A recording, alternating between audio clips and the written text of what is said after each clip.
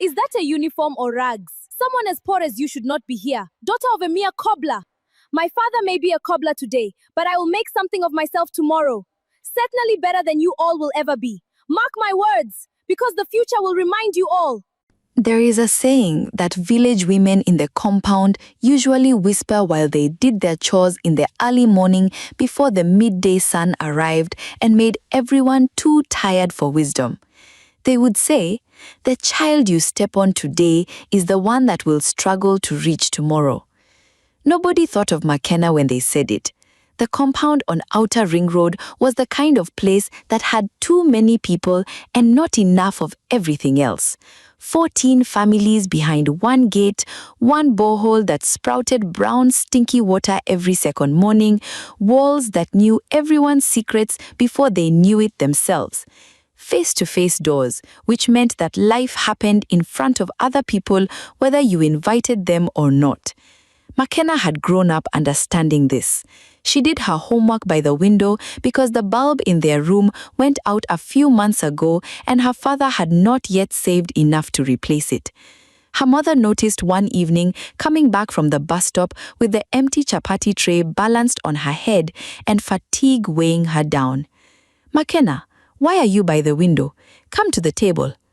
"The light is better here, Mummy." Her mother stood at the door for a moment. She looked at her daughter, crouched by the window with a textbook open on her lap and the last of the evening sun across the page. She did not say anything else. She went inside and put the tray down and came back out with a thin sweater. "At least wear this. The cool night air is creeping in." McKenna took it without looking up. "Okay, Mummy." Her mother stood there staring at her silently for a moment. Then she went back inside to start the fire for dinner.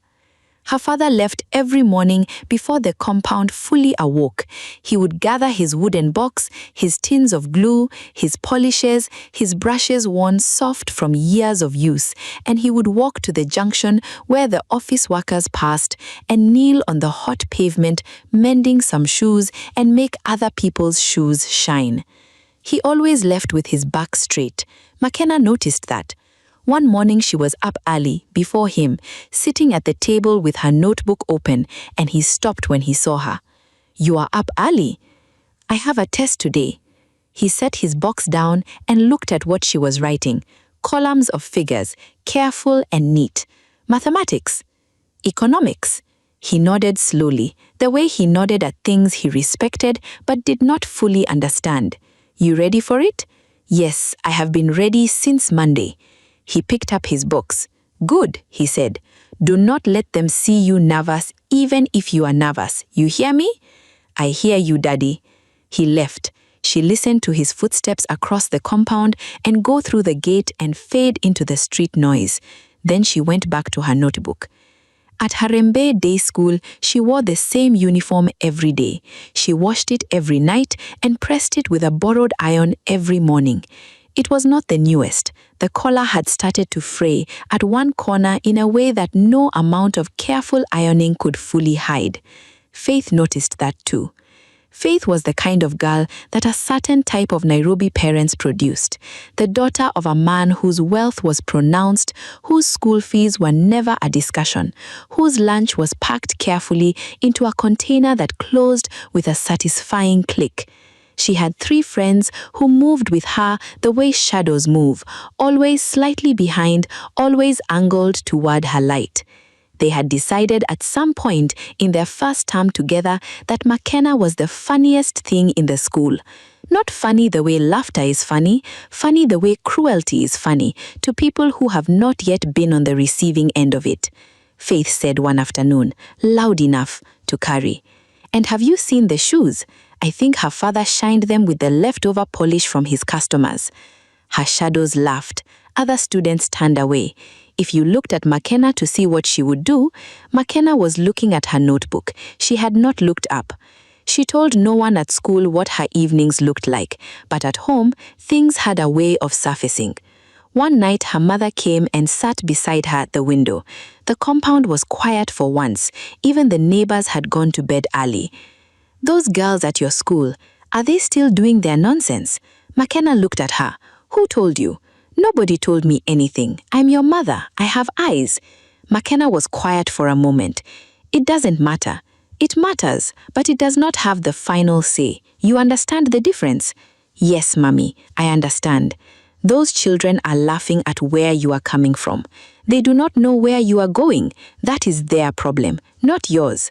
Okay, Mommy. Okay, Mommy, her mother repeated, mimicking her quiet tone with gentle mockery. Just make sure that okay comes from inside your heart and not just from your mouth. McKenna almost smiled. It's from my heart. Her mother looked at her for a moment longer. Then she patted her knee once, stood up, and went to bed. There was one day that stayed with her, one afternoon in their second year when the results of the end-of-term examination were read aloud by Mr. Macau in front of the entire class. He read from the bottom up, the way teachers sometimes do when they want the ending to mean something. Faith's name came sixth. McKenna's name came first. It came first the way it always came first. Quietly, without surprise, without performance. McKenna accepted the result sheet and folded it neatly and placed it in her bag. She did not look at Faith. She did not need to. But Faith glared at her. And what lived in that look, the hot, airless thing that had no name but everyone recognized on sight, was not anger. It was the specific misery of a person who has just understood that the one thing they cannot buy, cannot inherit, cannot be given by a father's money or a mother's connections, belongs completely to the girl they have been laughing at all term. McKenna walked home that afternoon past the junction where her father was still kneeling, still mending, still polishing, the last customer of the day. She stopped. First position, she said. He looked up. He was exhausted in the way a man is exhausted when the exhaustion has become part of his face. But his smile, when it came, rearranged everything. First position, he repeated, like a prayer he already knew the answer to. He reached into his pocket and produced a 20-shilling note, folded small and slightly damp from the humidity. Buy yourself something sweet on the way home, he said. Daddy, it's 20 shillings, she giggled. Then buy something small and sweet, he said. Don't argue with me today. She took it. That evening her mother made fried plantain. Not because it was a special occasion, they could not afford to make everything a special occasion, but because she had been saving 2 overripe ones at the back of the kitchen for exactly the right moment. First position again, her mother said, setting the plate down. Again, McKenna confirmed. Those girls at school, what did they say? Nothing, McKenna said. There was nothing they could say. Her mother sat down across from her and looked at her with the full and hurried attention of a woman who had been watching her daughter become something for years and was not yet tired of witnessing it. Eat, she said, finally, softly. McKenna ate. Outside, the compound settled into its noisy, crowded, familiar night. And in that small room, at that small table, with 20 shillings in her pocket and fried plantains on her plate, McKenna was, in the only way that had ever mattered, exactly where she needed to be. Nobody gives a scholarship to a girl who feels sorry for herself. McKenna understood this before anyone told her. She understood it the way children who grow up without cushioning understand most things. Not from being taught, but from watching, from paying attention to the distance between where she was and where she needed to get to, and deciding quietly and without drama that the distance was not the point. The point was the direction. The scholarship letter arrived on a Tuesday. McKenna's mother was at the bus stop, her father was at the junction. McKenna was the one who signed for the envelope, the one who stood in the compound with the afternoon sun on her face and read the words 3 times before she allowed herself to believe them. Full academic scholarship, University of Nairobi, Faculty of Business Administration. She folded the letter. She put it in the same careful way she put everything, neatly, deliberately, like someone who has learned that things of value must be treated as though they are already precious before the world agrees. She sat down on the step outside their door and looked at the compound. Mrs. Chebet's children were chasing a deflated ball across the concrete, the smell of Mr. Hassan's nyamachoma smoke drifting over the fence from next door. She did not cry. She had promised herself at 14 that she would not waste tears on things that were going in the right direction. direction. University was not what the girls at Harambe Day School had described it to be. They had talked about it like a party, freedom, new clothes, new people, the intoxicating business of becoming someone else far from home. Makena arrived with one box, a bag of provisions her mother had assembled over 3 weeks, and a notebook she had already started filling. She was not there for the party. Her first year, she woke at 5 and slept at midnight and ate one proper meal a day because the scholarship covered tuition and accommodation and nothing else. She did work in the faculty library twice a week, reshelving books in the evening quiet, which suited her fine because it meant she was already where she needed to be. Her classmates noticed her the way people notice someone who is moving at a different speed. A girl named Mikali tried to slow her down in the kindest possible way. "Makena, we are going to the cafe. Come and rest more. You have been in this library since morning." "I'll come on Friday," Makena said without looking up. "You said that last Friday. Then I will definitely come this Friday." Mikali kissed her teeth, but she smiled when she did it. She brought Makena pilau rice in a flask the following afternoon without being asked. That was how their friendship began, not with a party, but with rice, which was a more honest foundation anyway. Second year, Makena applied for every competition she could find. Case study competitions, essay prizes, finance challenges run by banks who wanted to appear interested in young talent. She won some, she placed in others. Each one added a line to a CV she was already building with the same attention her father gave to a stubborn shoe, slowly, patiently, until the shine was undeniable. Third year, she got an internship in a mid-sized consulting firm on the west side of town. She took the bus from downtown at 6 every morning and arrived before her supervisor. She left after her supervisor. She asked questions that made the senior associates look at each other sideways. Not from embarrassment, but from the particular surprise of encountering a mind that was already moving faster than the rule it had been given. Her supervisor, a quiet man named Mr. Mwajuma, called her into his office on the last day of the internship. "We want to offer you a return full position after graduation, but I need to ask you something first. So why our consulting firm?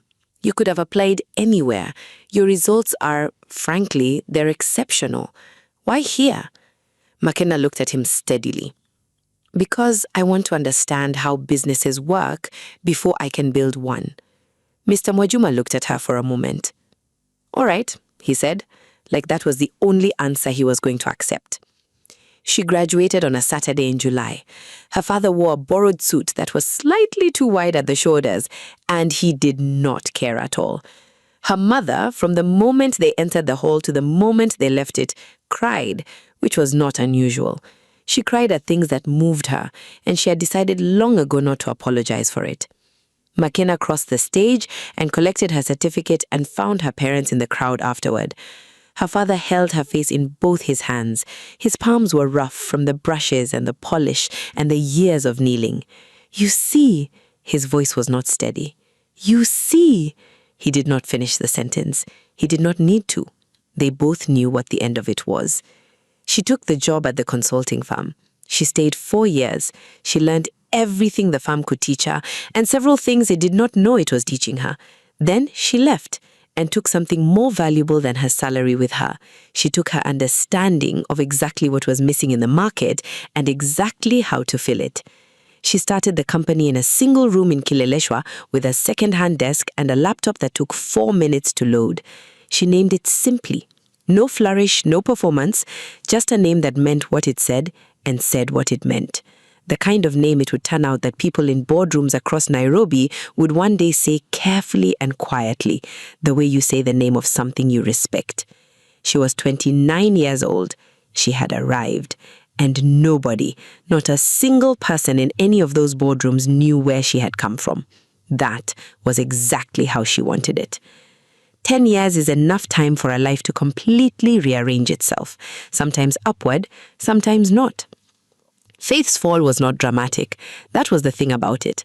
There was no single moment, no one decision that could be pointed at and blamed. It was quieter than that.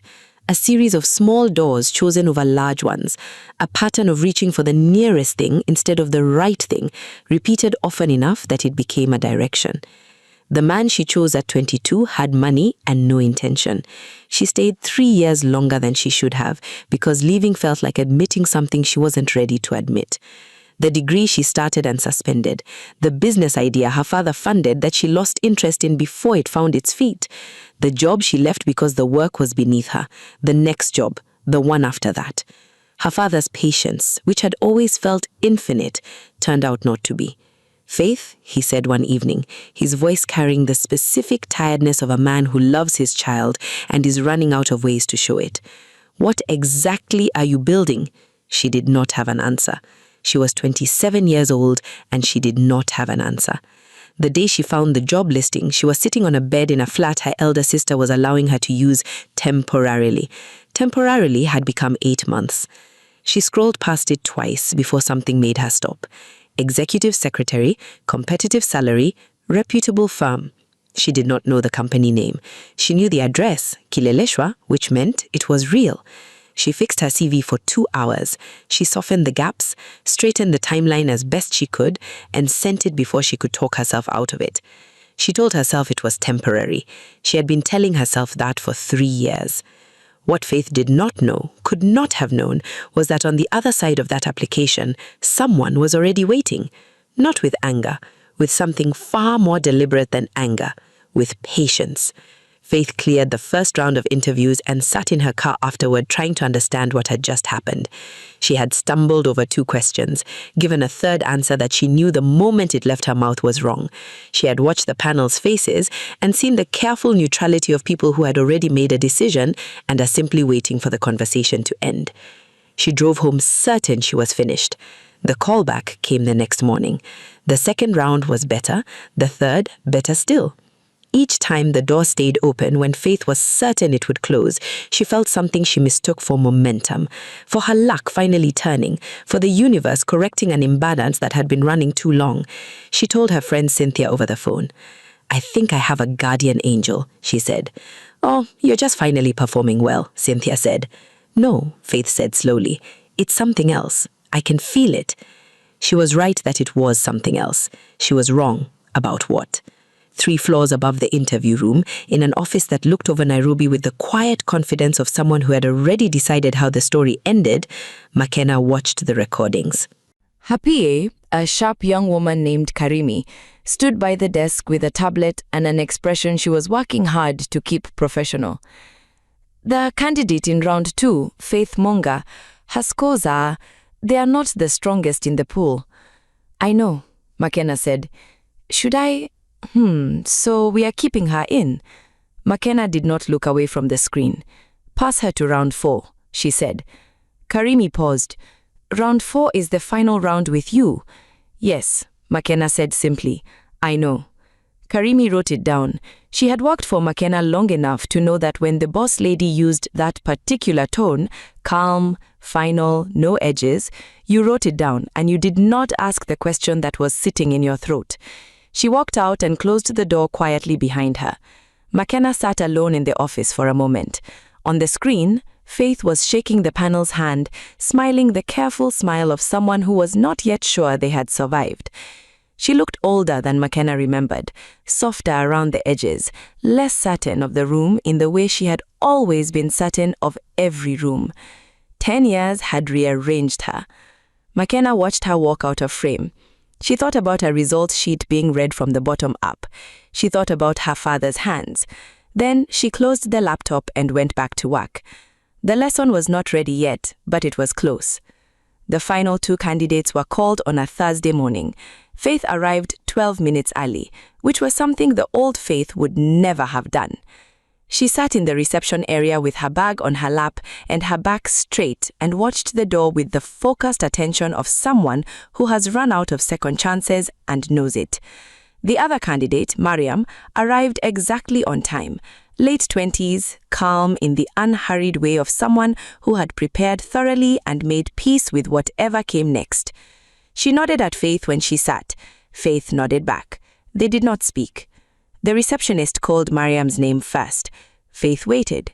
The reception was quiet except for the soft noise of the building, air conditioning, distant keyboards, the muffled sound of Nairobi 21 floors below, going about its loud and indifferent business. She thought about the flat she needed to leave by end of month. She thought about her father's last phone call, which had been short in the way called short when both people have already said the difficult things and have not yet found their way to easier ones. She thought about the 3 years that had somehow become the shape of her life without her fully consenting to it. She straightened her back farther. The door opened. Mariam came out. Unreadable. Gave Faith a small nod and left. The receptionist looked up. Faith Munga, the boss lady will see you now. The office was not what she expected. She had expected glass and performance, the kind of space that announces itself. Instead, it was clean and ordered and serious, the desk facing the window, so that whoever sat behind it had Nairobi at their back like a painting they had long stopped needing to look at. The chair behind the desk was turned away from her. Faith stood at the door. "Please sit down," a voice said. Something moved through Faith at the sound of it. Not recognition, not yet, just the faint unease of something familiar arriving from an unexpected direction, the way a smell from childhood can find you in a room with no warning. She sat. The chair turned. The air left Faith's body. She did not speak. She could not speak. The woman behind the desk was looking at her with an expression that was not cruel, and was not warm, and was not performing either of those things. It was simply direct. The look of someone who has been waiting for a specific moment and now has arrived at it and sees no reason to pretend otherwise. "Faith," McKenna said. Just the name, nothing attached to it. Faith's mouth opened, closed. "McKenna," she finally said. Her voice came out smaller than she intended. I had no idea. The company, I know," McKenna said. The simplicity of it stopped Faith completely. McKenna folded her hands on the desk. She did not lean forward. She did not raise her voice. She spoke the way she did everything, without waste, without performance, with the full weight of someone who had decided exactly what this moment was going to be before Faith walked through the door. "I want to ask you one question, and I want you to think before you answer it." Faith nodded. It was all she had. "Do you remember Mr. Macau, second year, the day he read the results from the bottom up?" The question landed like something dropped from a great height.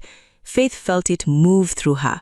The classroom, the sound of names being called, the specific shame of a number that was not first, the look she had given McKenna afterwards, the look she had completely forgotten she had given her until this exact moment, when it returned to her fully formed, carrying everything it had always carried. Her eyes filled with tears. She did not wipe them off. "Yes," she said quietly, "I remember."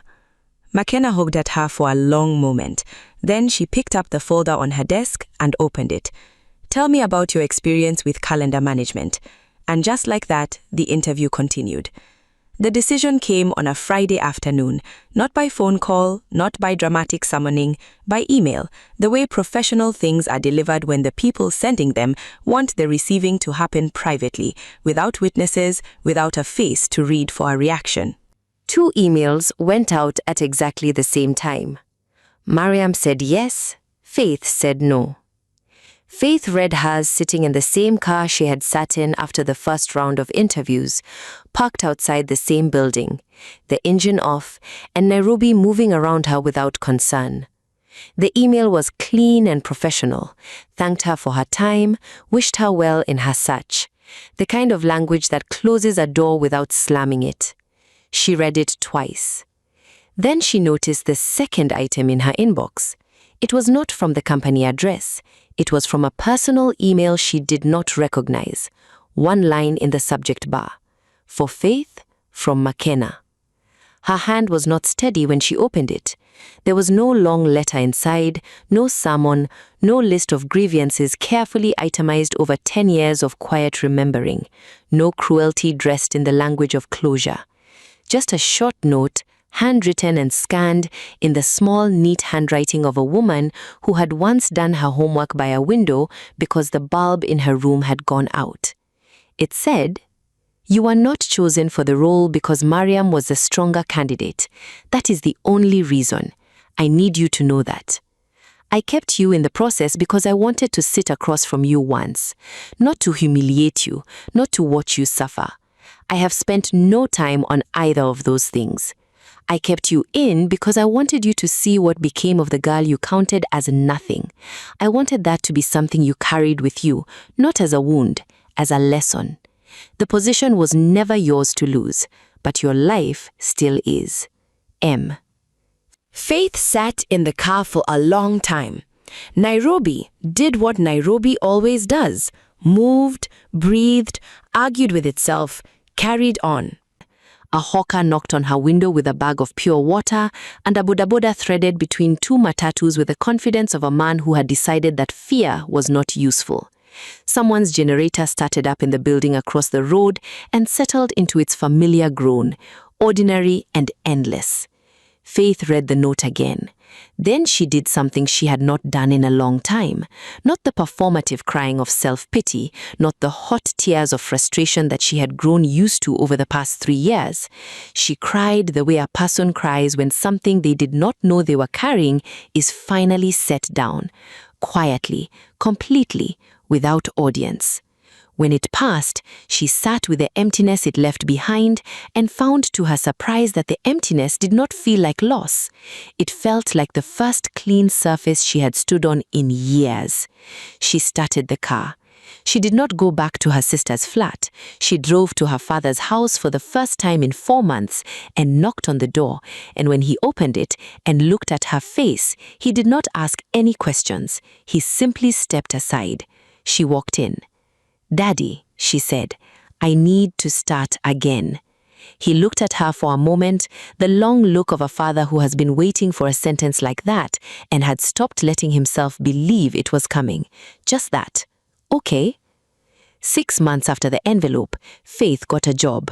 Not a glamorous one, an administrative role at a small logistics company in Westlands, the kind of place that did not have a receptionist or a coffee machine or a view of anything except the street below and the daily argument between two traders who had been neighbors for 11 years and had run out of patience with each other entirely. She arrived early every day. She did not complain about the office or the salary or the view. She worked with the focused attention of someone who had finally understood that the work itself was the point, not what the work looked like from the outside, not what it signals to people who might be watching. Nobody was watching.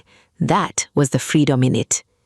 McKenna did not know any of this. She had sent the note and closed that chapter the way she closed everything, cleanly, without looking back, without needing to know how the ending landed. She had other things to do. The company was growing in the quiet, compounding way that good companies grow when the person at the top is more interested in the work than in the applause. Karimi knocked one morning and put a magazine on her desk. "You made the cover," she said, with the restrained excitement of someone who was trying to be professional about something that was not entirely professional. McKenna looked at it.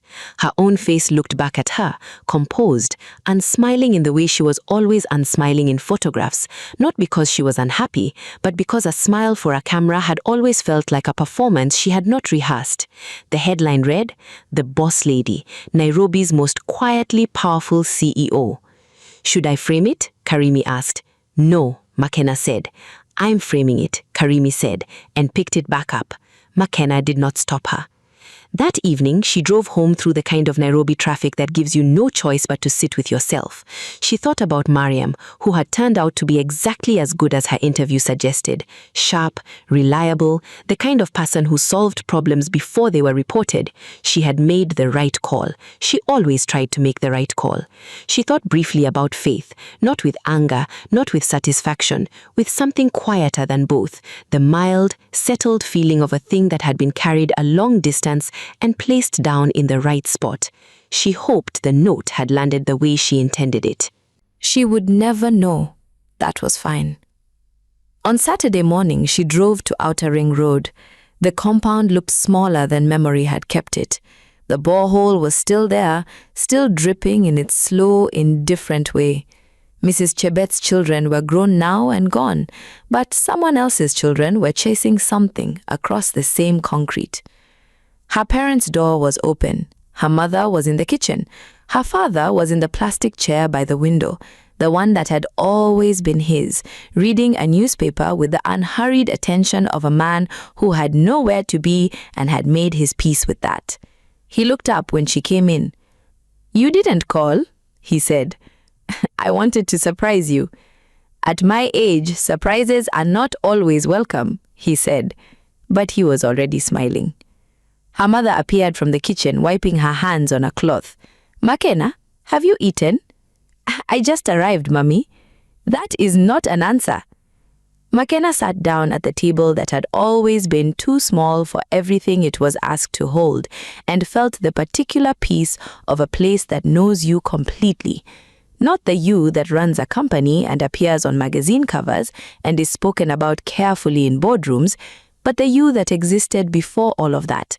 The you that did homework by the window, the you that watched her father leave with his back straight and decided without words that she would do the same. Her mother put a plate in front of her. She ate. Outside on Outer Ring Road, Nairobi moved through its Saturday without ceremony. A woman selling fried fish at the gate, her voice carrying over the noise of the street. A man at the junction with a wooden box and brushes worn soft from years of youth, making other people's shoes shine. And inside, at a table that was too small for everything it held, a girl who had been counted as nothing, eating her mother's food in the quiet, complete way of someone who had never once, not even on the hardest days, believed them. My friends, if you made it to the end of this story, thank you for staying with me. If you haven't already done so, kindly hit the subscribe button so you never miss another beautiful tale like this one. And right now, there's another lovely story waiting for you on your screen. Trust me, you don't want to miss it. See you on the next one.